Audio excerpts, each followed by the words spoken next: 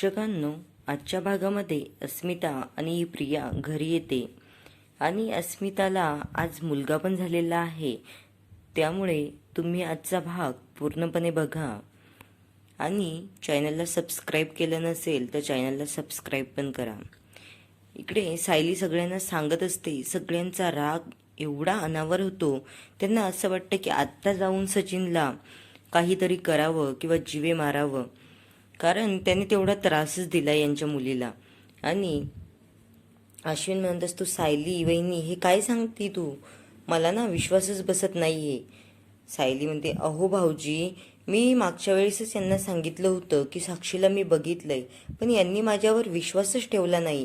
हे बघा. आणि ती सगळ्यांना ते फोटोज वगैरे दाखवते की खरी साक्षी आहे की नाही. इकडे प्रियाने अगदी वेळेवरच अस्मिताला घेऊन गेलेली आहे आणि म्हणते, बघ ना अस्मिता, हे काय चाललंय घरामध्ये, तू नसताना हे सचिनचं कारस्थान उघडकीस आणतायत. आणि खरंच असं असेल का ग? मला माहिती होतं त्याचं अफेअर आहे, पण साक्षी शिकरे सोबत, आणि साक्षी ही मुलगी किती भयंकर आहे माहिती का तुला? आणि खरंच असं काही असेल का ग? असं जर असेल तर किती कठीण आहे हे सगळं. आणि ते अस्मिताला मुद्दामच भडकवत असते. नंतर इकडे प्रतापराव म्हणतात की काय गुन्हा केला असेल माझ्या अस्मिताने की तिला असा नवरा भेटला. याच्यावर मी विश्वास ठेवलाच नव्हता, पण अस्मितामुळे मी त्याच्यासोबत चांगलं वागायचो. इकडे कल्पना पण खूप हतबल झालेली आहे आणि रडत खाली बसते. नंतर सगळेजण विचार करत असतात आणि अर्जुनला तर खूप राग येतो, खूप. प्रतापराव म्हणतात, मी या सचिन सोबत कधीच चांगलं वागणार नव्हतो, पण सायलीने उगाच सगळ्यांना सांगितलं म्हणून सगळेजण त्याच्याशी चांगलं वागण्याचं नाटक करत होते. पण त्याने त्याचाही फायदाच घेतला. प्रत्येक वेळी त्याने त्याचा स्वार्थ बघितला. आपल्या मुलीला एवढा त्रास होतोय, आपली बायको प्रेग्नेंट आहे, याचं त्याला काहीही घेणं देणं नाही. कुठल्या जगात जगतोय हा माणूस? असा माणूस भेटणं म्हणजे किती दुर्भाग्य आहे आपलं, असं तो बोलत असतो. इकडे चैतन्य म्हणतो, तुम्ही ना सगळे आता काळजी करू नका, सगळं काही व्यवस्थित होईल, आम्ही त्या सचिनला शोधून काढतो. आणि इकडे लगेच त्यांना अस्मिताचा विवळण्याचा आवाज येतो आणि ती एकदम मोठ्याने किंचाळते आणि खाली बसते. सगळेजण तिच्याकडे लक्ष देतात आणि बाहेर जातात. नंतर इकडे प्रतिमा विचारच करत असते की तिला असं जाणवतंय की ती प्रिया जी आहे ती तिची खरी तन्वी नाही आहे. तर हे तिने सायलीला सांगितलंय आणि सायलीने तिला मदत करेल असं पण सांगितलंय. नंतर सुमन येते आणि सुमन म्हणते, काय विचार करताय वहिनी? प्रतिमा म्हणते, अगं सुमन, मी तुला सांगितलं नव्हतं का, मला प्रियाबद्दल काहीच अटॅचमेंट वाटत नाहीये, ती खरी माझी तन्वी नाहीये असंच मला नेहमी वाटत आलंय. ती म्हणते, हो वहिनी, तुम्ही याबद्दल दादांसोबत बोललात का? प्रतिमा म्हणते, नाही ग, मला एखादा असा पुरावा भेटू दे आणि सायली मला मदत करणार आहे. आम्ही दोघी मिळून ती खरी तन्वी आहे की नाही याचाच पुरावा शोधतोय. आणि एक असा धागा माझ्या हाती लागला ना, मग मी या विषयावर यांच्यासोबत बोलेल. तोपर्यंत यांना पहिलेच खूप धक्के बसलेत ग. आता मला त्यांना कसलाही त्रास द्यायचा नाही आहे, त्यामुळे मी त्यांना सांगत नाहीये. इकडे अस्मिता खाली बसते. सगळेजण पळत येतात आणि सगळे खूप घाबरतात, कारण एक तर पहिलेच अस्मिता प्रेग्नेंट आहे आणि आता बाळाला काही धोका व्हायला नको म्हणून सगळेजण म्हणतात, अस्मिताई, अस्मिताई, काय झालंय तुला? आणि अश्विन पाणी मागतो आणि तिच्या चेहऱ्यावर पाणी मारतो, पण अस्मिता काही शुद्धीमध्ये येतच नाहीये, कारण हा धक्का पचवणं तिच्यासाठी काही सोपं नव्हतं. इकडे कल्पना अगदी रडायलाच लागते, अगं बेटा, काय झालं तुला? आणि सगळेजण खाली बसतात आणि इकडे प्रियाला तर आनंदच होत असतो, कारण तिचा प्लॅन तिला असं वाटतं सक्सेस झालेला आहे.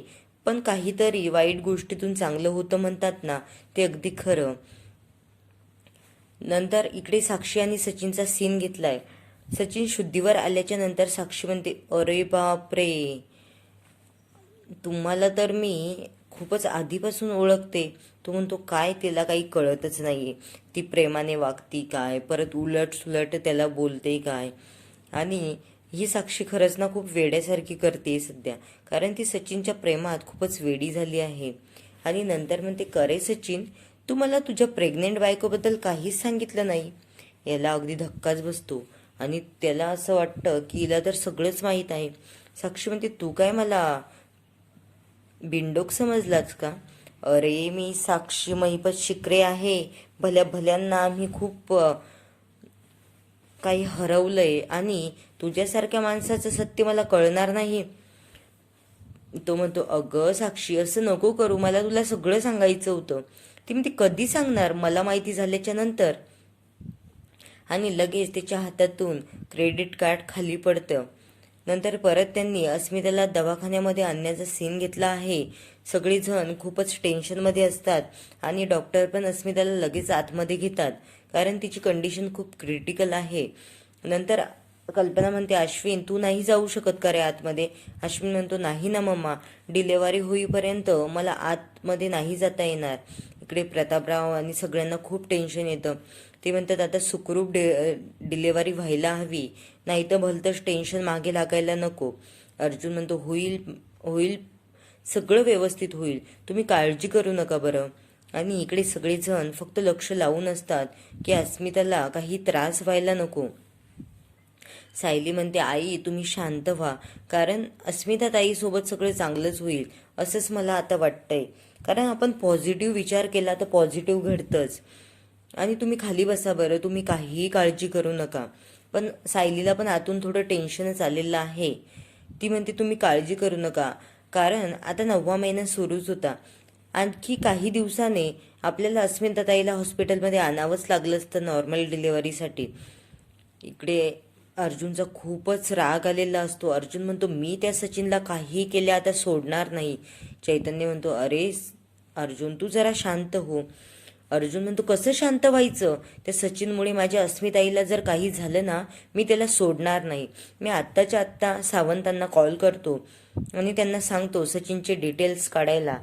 चैतन्य म्हणतो, सावंत तर ड्युटीवर नाही आहेत ना? तो म्हणतो, कोणीतरी मोरे म्हणून आहे, मी त्यांना कॉल करतो. आणि तो कॉल करतो त्या इन्स्पेक्टरला आणि सांगतो, तुम्ही साक्षी शिकरेचा तर शोध घ्याच, पण सचिन दीक्षित पण तिच्यासोबत आहे की नाही, मला त्याचं लाईव्ह लोकेशन हवं आहे आणि ते मला लवकरात लवकर मिळालं पाहिजे. नंतर तो कॉल ठेवतो. इकडे सायली आणि सगळे टेन्शनमध्ये असतात. प्रतापराव आणि कल्पना तर खूपच काळजी करतायत, कारण किती पण केलं तर त्यांची मुलगी आहे ती. आणि कल्पनाला पण खूप वाईट वाटतंय. नंतर साक्षी आणि सचिनचा सीन घेतलाय परत. ती क्रेडिट कार्ड बघितल्यानंतर ती म्हणते, अरे याच्यासाठी तू अस्मिताकडे नेहमी नेहमी जायचा? आणि ती ते क्रेडिट कार्ड घेते आणि फाडून टाकते. सचिन म्हणतो, हे काय केलं सॅम तू? साक्षी म्हणते, तुला पैसेच हवे आहे ना? ती तिच्या रूममध्ये जाते आणि काही पैसे आणि दागिने घेऊन येते. नंतर सचिन म्हणतो, हे काय केलं तू? ती म्हणते, अरे तुला पैसाच हवा होता ना, मग मी देते ना, माझ्याकडे मागायचा ना तू. तू का त्या अस्मिताकडे जातोय नेहमी? तुला माहिती आहे ना, हे जर आता तू असं केलंस तर मी अस्मिताला जीवे मारण्याचा प्रयत्न केला होता. तुला आठवतंय का? तिच्या रूममध्ये येऊन कुणीतरी हल्ला केला होता. तो दुसरा तिसरा कोणी नसून ती मीच होते, हे तिने आता स्पष्टपणे कबूल केलं आहे. नंतर पोलीस त्यांच्या घराबाहेर येऊन ते सील केलेलं घर उघडतात. यांना थोडासा डाऊट येतो आणि साक्षी आणि सचिन लगेच जातात आणि एका रूममध्ये कपाटामध्ये लपून बसतात. नंतर पोलीस आत आल्याच्या नंतर यांना काहीही सापडत नाही. ते इकडे तिकडे शोध घेतात आणि त्यांना साक्षी आणि सचिन काही सापडतच नाही, कारण ते एका कपाटामध्ये लपून बसले आहेत. आता ते कपाट उघडतील का नाही हे बघणं रंजक ठरणार आहे. त्यासाठी पुढील सीन नक्की बघा. इकडे साक्षी परत कल्पनाला धीर देत असते, पण तिला पण टेन्शन आलंय आणि डॉक्टर बाहेर येतात. सायली म्हणते, काय झालंय? ते म्हणते, काहीही नाही, थोडा वेळ थांबा तुम्ही.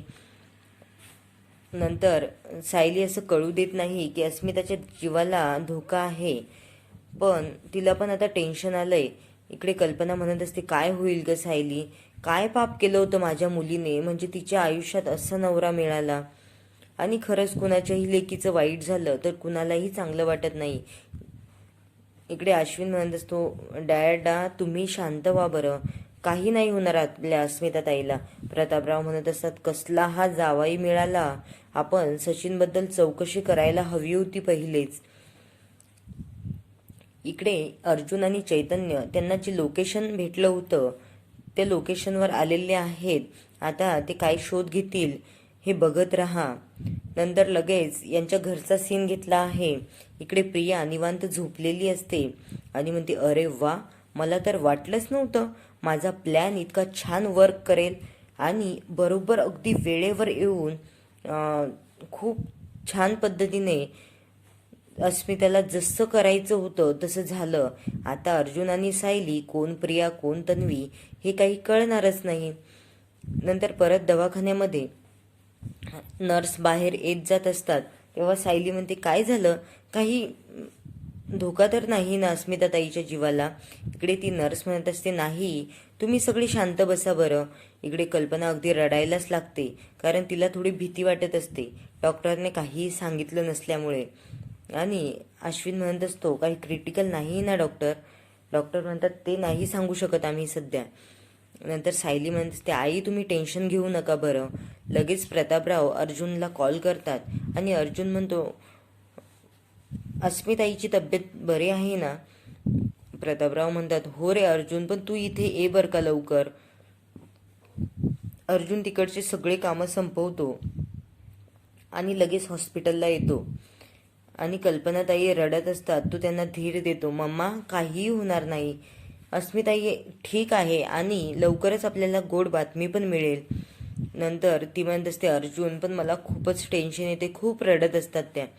नंतर सायली पण इकडे एका बाजूने येऊन रडत असते आणि अर्जुन तिला पण धीर देतोय, बायको तू अशी खंबीर नाही राहिलीस तर डॅडा आणि मम्मा कोणाकडे बघतील ग. आणि ते तुझ्याकडे बघून ते निवांत आहेत आणि तूच अशी खचलीस तर ते काय करतील.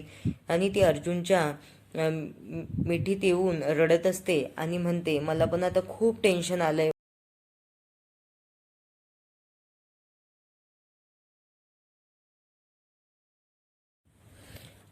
मुलगा झाला म्हटल्याच्या नंतर सगळ्यांना खूप आनंद होतो. अगदी त्यांच्या चेहऱ्यावर ओसंडून वाहतोय तो आनंद. आणि सगळे म्हणतात, देवी होतीच ना आपल्या पाठीमागे आणि देवीने खरंच सुखरूप केलंय सगळं. अर्जुन म्हणत असतो, डॉक्टर सगळं ठीक आहे ना, अस्मिताही ठीक आहे ना आमची. आणि सगळे एकमेकांच्या मिठीमध्ये येतात, म्हणतात, हो खूप छान झालं, अस्मिताला मुलगा झाला. आणि काही वाईटातून चांगलं होता म्हणतात ना, ते असं.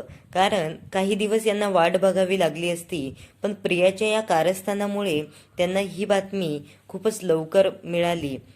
पण अर्जुन आणि सायली काही शोध थांबवत नाही.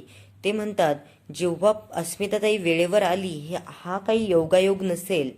आता पुढील भागामध्ये दाखवलं आहे की तो सँडी प्रियाचा बॉयफ्रेंड असतो, तो आता काय करेल हे बघणं मात्र रंजक ठरणार आहे. त्यासाठी तुम्ही चॅनलला नक्की सबस्क्राईब करा.